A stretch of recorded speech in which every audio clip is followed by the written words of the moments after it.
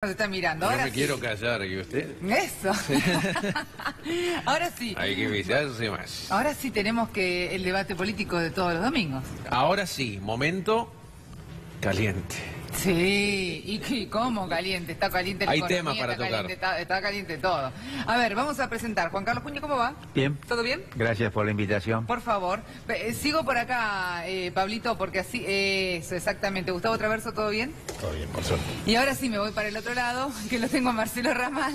¿Todo bien, Marcelo? Bien, todo bien, gracias. Y Martín Siracusa, ¿cómo estás? ¿Qué tal? Muchas gracias por invitarme. Por favor, un placer. Bueno, en primer lugar, a mí me gustaría, hoy se conoció un dato que hizo la UMED sobre la inflación, una inflación que de por sí dicen que va a estar bastante pareja con el índice del INDEC, pero la realidad es que a la gente le cuesta creer en esos porcentajes porque dice que, por ejemplo, va al supermercado y para ellos es mucho más grande el porcentaje que ¿Y a hablan, cargar ¿no? nafta? Ni hablar, ¿no?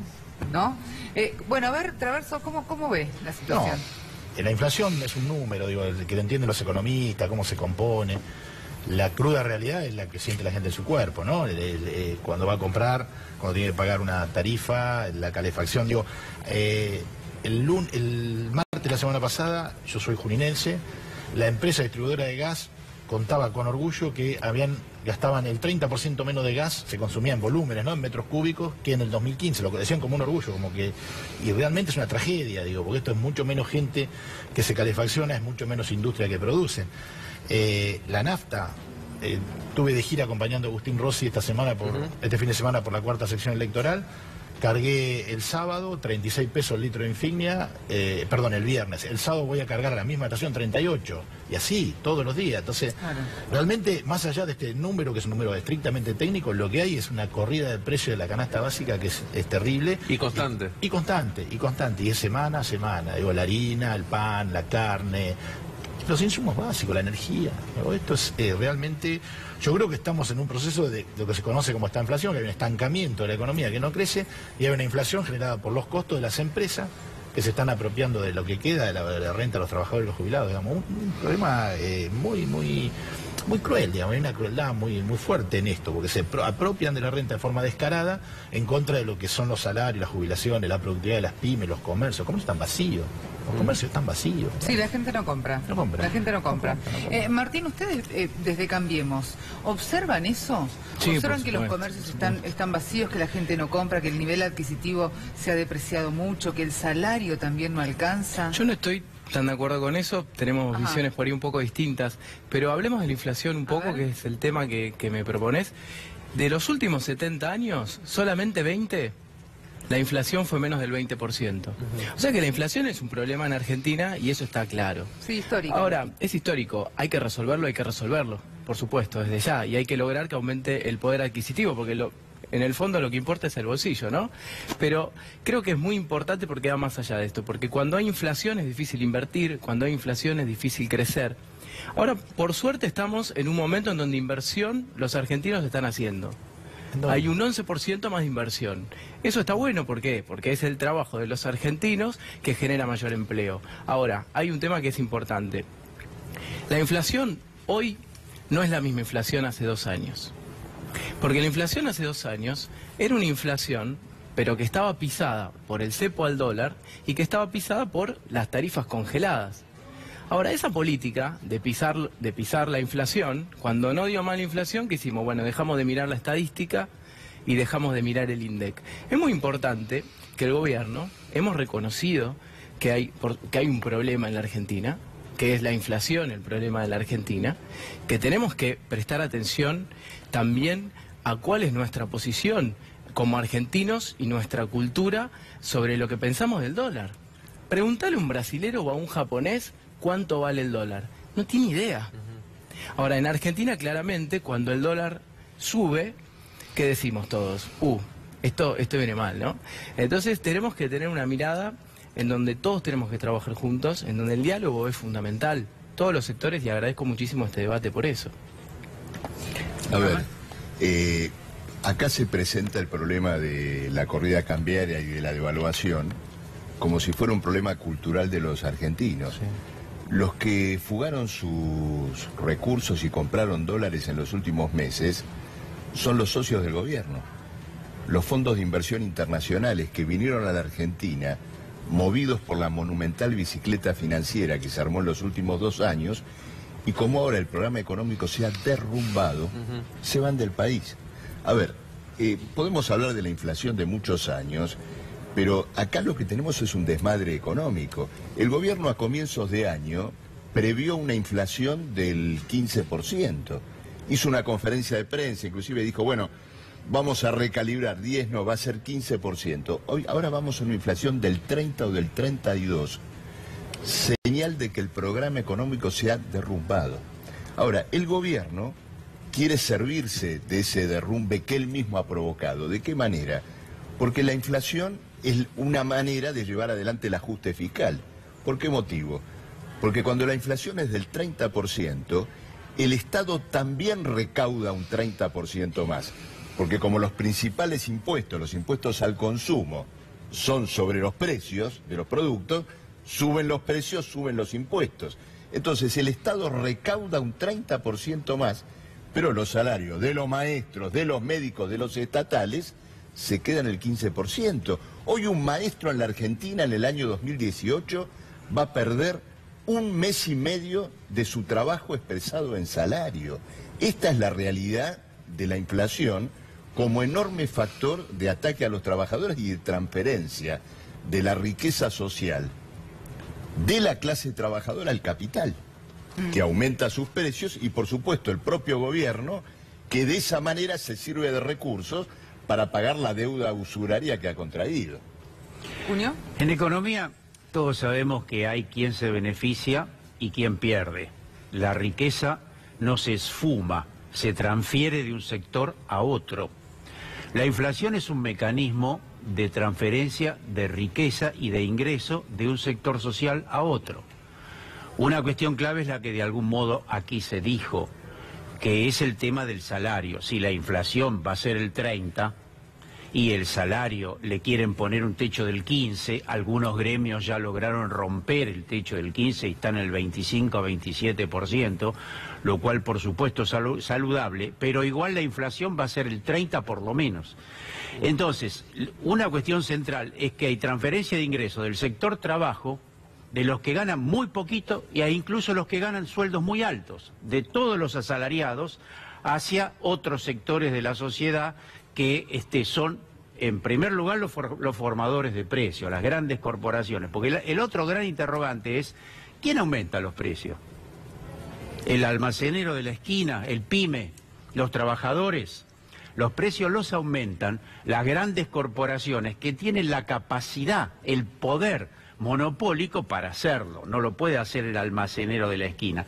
Pero además es el que se beneficia aumentando los créditos, los precios. Por lo tanto, ahí hay un tema central, que esos son los sectores que lo hacen y los que se benefician. Y segundo, es la inflación autoinfligida, que es la del propio gobierno nacional. Porque si el gobierno nacional sube las tarifas en un 100%, el gas, por ejemplo, en un año subió un 100%, pero en 3 años el 1000 y pico %, está claro que eso genera inflación. Y después toda la política monetaria que aquí se mencionó, que también nutre el crecimiento de los precios y la posibilidad de que se especule alrededor de los precios con la devaluación. Por lo tanto, la inflación es puja distributiva. No es ni una cuestión meteorológica, ni es una cuestión, y hay, insisto, ¿quién gana y quién pierde? Las grandes mayorías, fundamentalmente los sectores del trabajo y las capas medias, las clases medias, pierden. Y núcleos muy concentrados son los que ganan. Entre ellos, los núcleos de financistas que forman parte central de este gobierno. Este es un gobierno que no podemos dejar de decir, yo los insisto siempre, es un gobierno de ricos, es un gobierno de millonarios, y entre ellos fundamentalmente financistas que tienen sus dineros en el exterior. Por lo tanto, esos son beneficiados de este fenómeno que, insisto, no es un fenómeno que viene de alguna galaxia, sino que responde a intereses económicos que se benefician. Recién, Gustavo, cuando Martín hablaba sobre la creación de empleo y demás, vos decías, ¿en dónde se creó ese empleo? Yo recorro la provincia, entro en los negocios, me junto con los productores agropecuarios, no del sector primario, sino del sector de valor agregado, productores de cerdo, de carne, de biodiesel. Entro en las industrias, veo todos los días desocupados, veo que en la administración pública también se desocupan. Yo quiero hacer hincapié en algo. Se habla de la paridad o de la relación peso-dólar como una cuestión cultural, una cuestión semántica. Digo, esto está directamente relacionado con la calidad de vida de los argentinos. ¿Por qué? Primero, porque Argentina exporta lo que come, ¿no? Entonces, cada vez que hay devaluación, los precios de los alimentos siguen ese ritmo porque no están desacoplados del mercado internacional. Y el Frente Cambiemos, cuando asumió, agravó más esta situación liberando las retenciones. Las retenciones es un instrumento de política económica que lo que hacía era desacoplar el precio de la comida que comíamos los argentinos con lo que se exportaba. Eliminó cualquier tipo de restricción, por ejemplo, las exportaciones de algunos cereales como es el trigo y el maíz. Y después habla del cepo, digamos, como si el cepo fuera una cosa terrible, una cosa mala, que tiene que ver con la intervención del Estado en cuidar las divisas. Argentina no produce dólares, dólares produce la Reserva Federal de Estados Unidos. Argentina tiene que administrar el tipo de cambio, porque lo único que se logró con lo que decía Martín fue un mega endeudamiento para cubrir el agujero comercial que generó este gobierno abriendo las importaciones. Y eso entra por la vía de la deuda y sale por la vía de la fuga de capitales. Entonces, esto es, como dice Atahualpa Yupanqui, las penas son de nosotros y las vaquitas son ajenas, porque quien fuga capitales no es el pueblo argentino, no son los trabajadores, no son las pymes, no son los jubilados, son los grandes empresarios que administran el gobierno nacional. Si no, nadie puede explicar cómo el gabinete completo tiene más de la mitad de su patrimonio en el exterior. Entonces, esto no son cuestiones neutrales, no pierden todo. Acá pierden la grande mayoría de los argentinos. Digo, y estigmatizar cepo, a decir, la intervención del Estado en el control del tipo de cambio, esto ocurre en cualquier parte del mundo. Nadie tiene libertad en acceder a las divisas como se le cante, y nadie tiene la libertad de mover las divisas en el interior y hacia el exterior del país como se le cante. En todos los países desarrollados del mundo existe control de cambio y existe control del movimiento de capitales. Y el último tema que no quiero dejar pasar, cuando se estigmatiza la palabra subsidio. Subsidio a la energía a la Argentina le permitía tener tarifas razonables para que tener un salario indirecto y que ese excedente se pueda colocar al consumo. Y aparte, ningún país se desarrolla industrialmente, ningún país industrial del mundo tiene los precios de la energía atados a los precios internacionales. Cualquier país que quiera desarrollar una industria tiene que tener energía relativamente barata y accesible para que pueda desarrollar su industria. Y el último temita que ya lo dejo es: Argentina produce el 85% de la energía que consume, no puede dolarizar toda su tarifa. Digo, esto es un disparate. El 85% de la energía que consumimos los argentinos se produce en la Argentina. Podemos sí dolarizar el 15% excedente que importamos, es probable. Ahora, que no nos mientan, que no nos cuenten un cuento de que las tarifas tienen que estar en dólares, porque en el mundo están en dólares. Estados Unidos, Alemania, Rusia, China, todos los países industriales del mundo subsidian la tarifa y mucho más que lo que subsidia la Argentina. El tema de las tarifas, que fue también dispar el aumento, ¿no? Porque yo he conocido gente por ahí con pileta climatizada que pagaba 500 pesos de luz, pero ahora en el aumento también el más pobre y el que no puede pagar le vino un aumento terrible. O sea, fue como dispar, no fue justo tampoco para en muchos casos. Es muy difícil segmentar. A ver, cuando vos gobernás y tenés que tomar decisiones políticas y económicas, es muy difícil segmentar, es decir, a este que tiene una pileta le cobro más, al otro le cobro menos. Es complejo, digo, no es fácil implementar una política de segmentación. Pero a lo que voy. No, lo que digo yo es... Una casa con una pileta, pero me consta, pagaba menos que en mi casa, que no tengo pileta y... Lo que pasa es que éramos menos. Lo que pasa es que nadie habla que la política tarifaria había sido correcta. Lo que se trata de vilipendiar por parte del gobierno de Cambiemos es que la energía era accesible para los argentinos. Digo, eso no se discute. Después nosotros podemos haber cometido errores respecto a la segmentación, de cómo se instrumentó, un montón de cosas. Pero la decisión política fue que la energía sea accesible para los argentinos y para la industria argentina. Lo que pasa es que Traverso nombró 3 políticas interesantes, ¿no? El gobierno anterior. Una de ellas es este congelamiento de tarifas para los porteños, ¿no? Porque a vos te venía, en Buenos Aires, te venía una tarifa que decía 100 pesos, como decís vos, y decía subsidiado por el gobierno nacional. Ahora, nadie te decía que en Córdoba nadie subsidiaba nada. Los cordobeses le aumentaron las tarifas del 2012 en adelante, como subió la inflación. Y tampoco nadie te decía de dónde salía la plata que te estaba subsidiando a vos las tarifas. Entonces, la política de congelar tarifas y de que el que la use no lo pague, lo que terminó generando fue que nos quedamos sin energía, porque es verdad lo que dice Traverso, pero desde el año 2008, en el año 2010 terminaron 28 años de Argentina exportadora de energía por esta política que congeló las tarifas. Vos no le podés pedir a ningún sector económico que no gane plata. Ahora, eso es ¿por una qué cosa... Martín dice esto?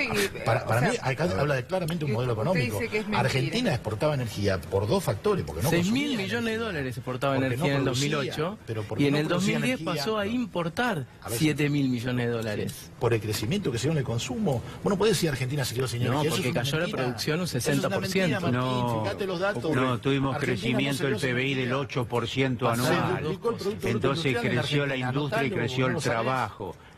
No, entre el a ver. 2011 y el 2015 no creció Sí, nada. Sí, ¿Cómo sí, que en no 2015 creció? creció.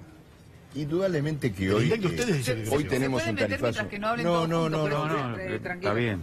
Ocurre lo siguiente, el tarifazo que tenemos ahora no solamente es abusivo, no es algo que con toda claridad muchísima gente no puede pagar, sino que además fracasó como política energética. Fracasó. Porque en los últimos años la producción de petróleo y gas, Cayó. en algún caso cayó la de petróleo, en el gas solo la de vaca muerta, en los demás lugares cayó también.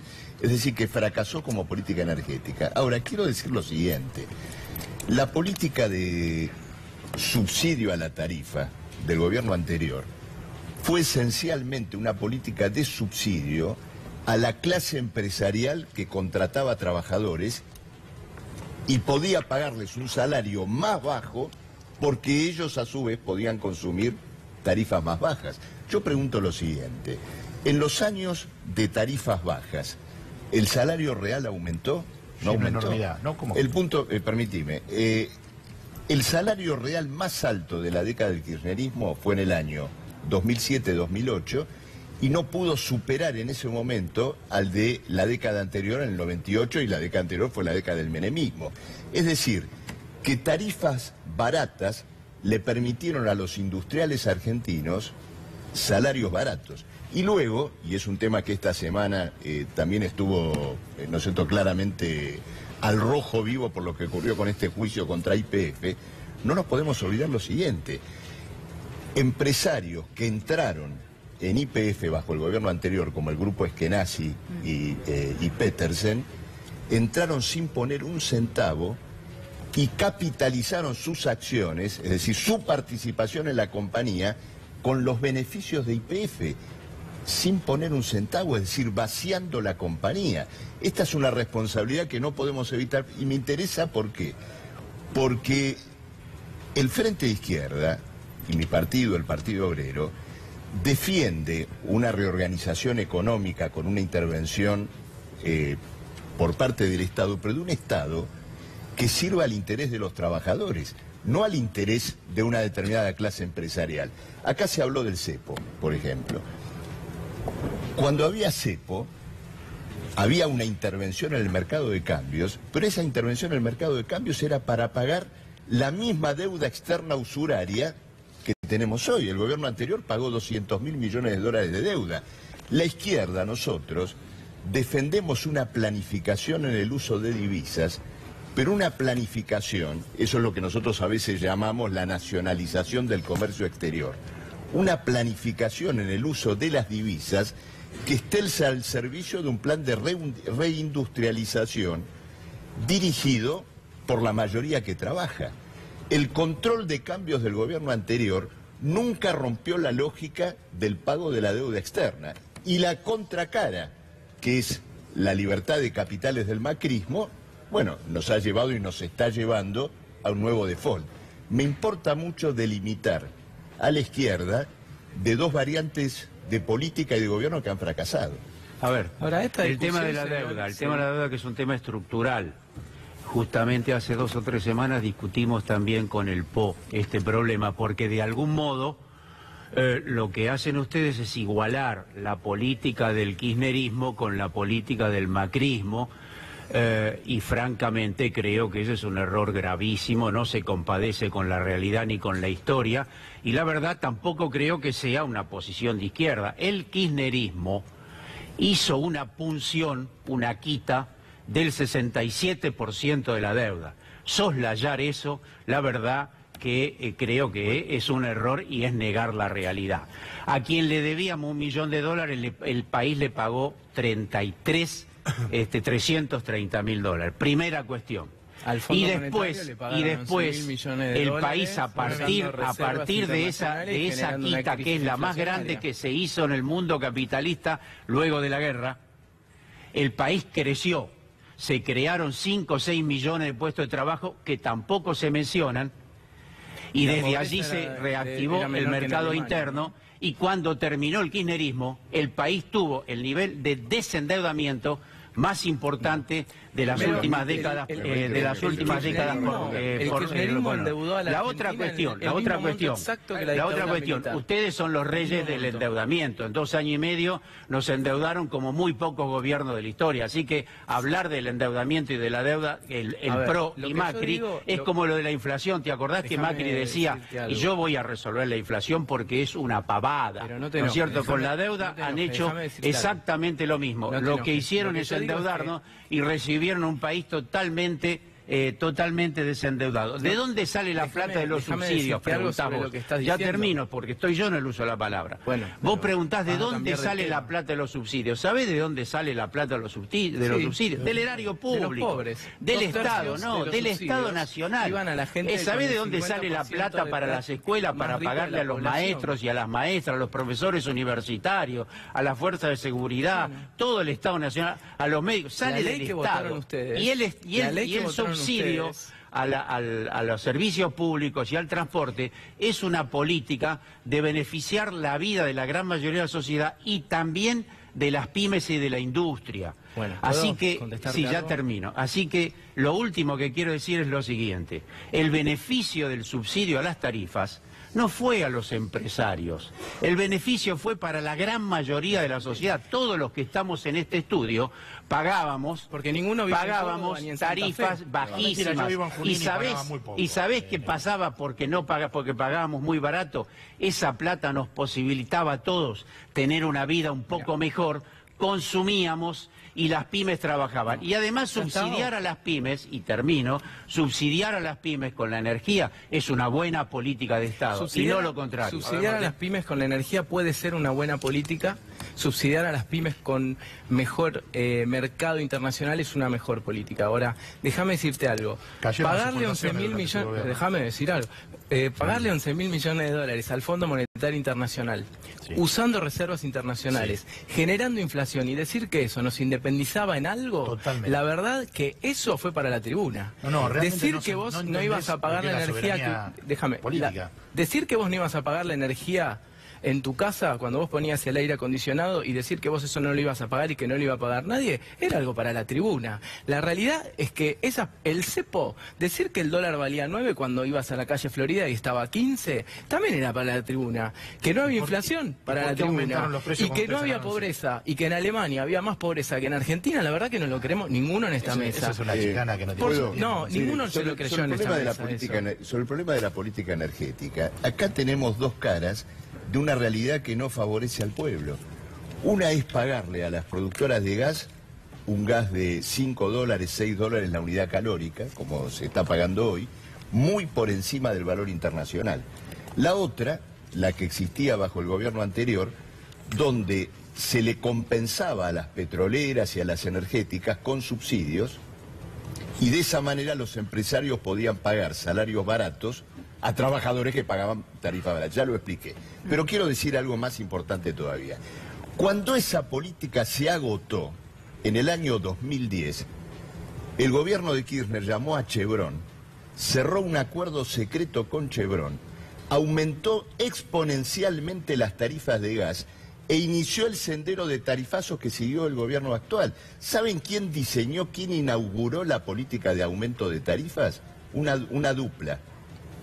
La de Galuccio de un lado y Aranguren del otro, cuando era presidente de Shell, todavía no era ministro, porque naturalmente era el gobierno anterior, y ellos diseñaron el inicio del sendero de aumentos en las naftas y de aumentos en el gas. La política de tarifazos ya arrancó bajo el gobierno anterior, cuando se agotó la fase anterior de subsidios que, insisto, beneficiaba a las empresas y beneficiaba a quienes contrataban con salarios baratos a quienes tenían que pagar tarifas baratas. La izquierda defiende la nacionalización del sistema energético sobre la base de un cálculo democrático, transparente de los costos de extracción de la energía.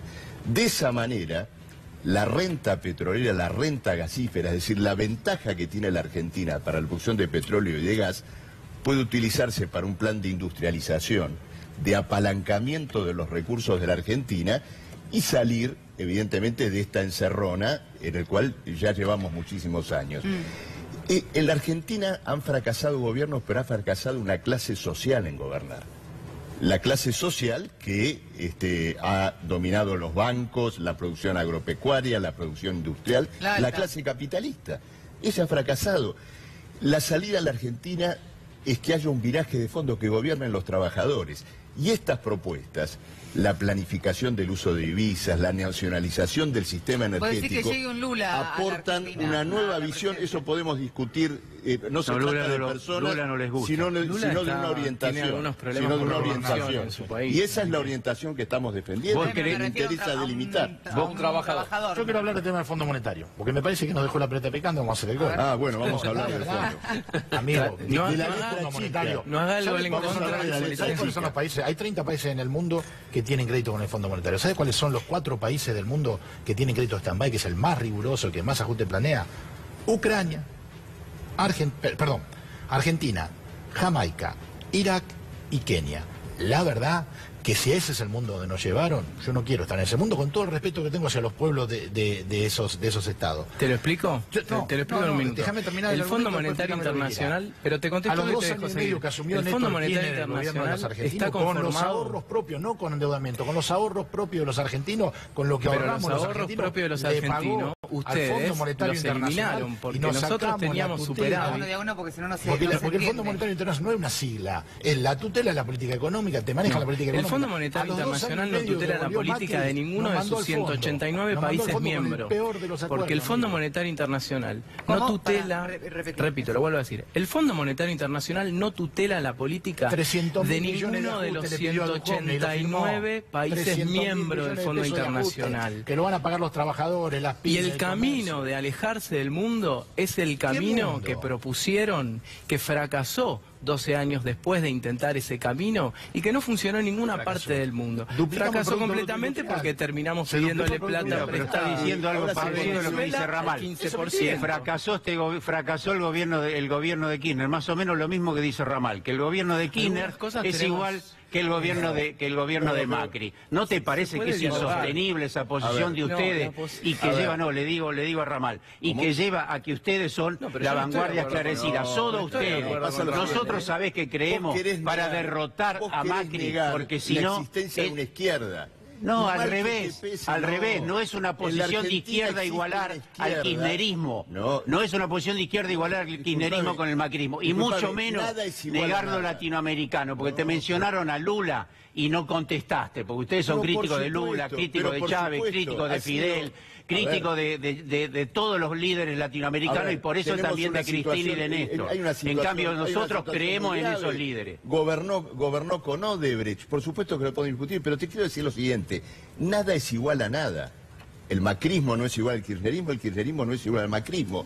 Pero la izquierda no es igual a ninguno de ustedes. La izquierda busca otra salida. Pero por supuesto, no quiero ser la izquierda busca una reorganización del país dirigida por la clase trabajadora. Y entonces, estos que probablemente le molestan, ustedes piensan que el mundo argentino se termina con el kirchnerismo. Una experiencia de gobierno trotskista. Mira, quiero referirme al tema que acá está, porque es el tema del día, es el tema que es esta letra chica del Fondo Monetario Internacional. Ayer se publicó, ayer conocemos efectivamente, ¿no es cierto?, en qué va a consistir este ajuste.